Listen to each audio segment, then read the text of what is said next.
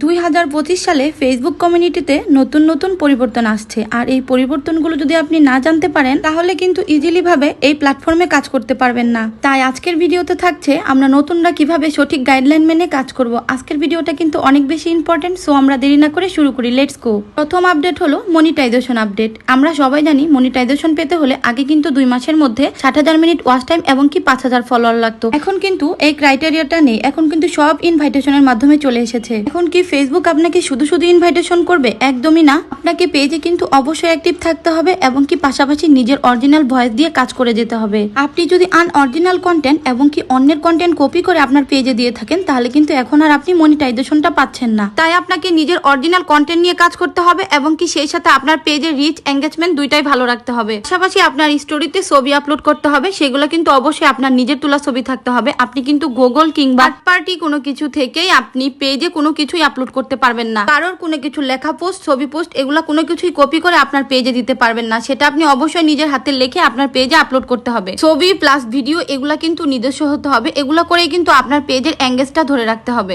এছাড়াও ফেসবুকের অনেক ধরনের গাইডলাইন আছে যেগুলা কিন্তু কোনোভাবেই লঙ্ঘন করা যাবে না। আপনি কাউকেও বাজে ধরনের কমেন্টস করতে পারবেন না। আপনি চাইলেও পেজে যা তা ইচ্ছা মতো পোস্ট করতে পারবেন না। কোনো ধরনের মিউজিক উঠিয়ে এনেই আপনি আপনার ভিডিওতে ব্যবহার করতে পারবেন না। আপনি যা তা হ্যারাসমেন্ট, সেক্সুয়াল কোনো ধরনের ভিডিও, আপনি মারামারি, গালাগালি এগুলা কোনো ধরনের কোনো কমেন্টস আপনি পেজে ইউজ করতে পারবেন না। সাপোজ আপনার কোনো ভিডিওতে কেউ বাজে ধরনের কমেন্টস করলো তাহলে কিন্তু সেই কমেন্টস এর রিপ্লাই আপনিও বাজেভাবে দিতে পারবেন না। এছাড়াও বাচ্চাদের খালি গায়ে ছবি কিংবা উলঙ্গ কোনো ধরনের পোস্ট বা ভিডিও আপনি আপনার পেজে দিতে পারবেন না। ব্লাড, রক্ত জাতীয় কোনো ছবি কিংবা মৃত ব্যক্তির ছবি বা এআই থেকে কোনো ধরনের ছবি তুলে আপনি আপনার পেজে দিতে পারবেন না। মেডিসিন জাতীয় কোনো কিছু কিংবা ভুল কোনো তথ্য আপনি আপনার পেজে ইউজ করতে পারবেন না। আপনি যদি কোনো ভুল বা মিথ্যা কোনো তথ্য আপনি আপনার পেজে ব্যবহার করেন তাহলে কিন্তু ফেসবুকের এআই খুব সহজে এটা ধরে নিতে পারে। তাহলে কিন্তু শাস্তি হিসেবে আপনার পেজে রিচ এঙ্গেজমেন্ট 1 বছরের মতো ডাউন করে দিতে পারে। তাছাড়াও আপনি লোপিং ধরনের ভিডিও, মানে আপনি 2 থেকে 3 সেকেন্ডের ভিডিও আপনি টেনে লম্বা করে সেটা 5 থেকে 6 সেকেন্ড বা তারও বেশি করে আপনি আপনার পেজে ইউজ করতে পারবেন না। এটি কিন্তু ফেসবুক একদম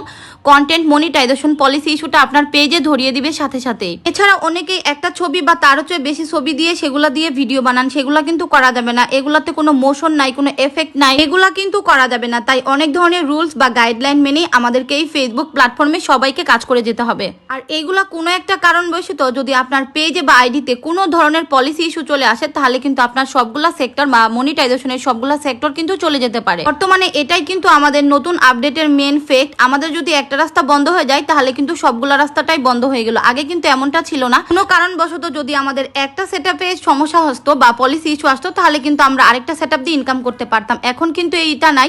এখন তাই আমাদেরকে সবাই চোখ কান খোলা রেখে কাজ করতে হবে, মনোযোগ দিয়ে কাজ সবাইকে চালিয়ে যেতে হবে। তাই ছোট বড় সব ধরনের ভুলকে আমাদের খুব সূক্ষ্মভাবে দেখতে হবে। আর আমরা যদি সবাই সঠিক গাইডলাইন মেনে কাজ করি তাই আমরা সবাই সফলতা অর্জন করবো ইনশাল্লাহ। সব বাধা পেরিয়ে আমরা অবশ্যই সফলতার মুখ দেখবো। আজকে এই পর্যন্তই। সবাই ভালো থাকবেন, সুস্থ থাকবেন। দেখা হবে অন্য কোনো ভিডিওতে খুব সুন্দর সুন্দর ভিডিও নিয়ে। আল্লাহ হাফেজ।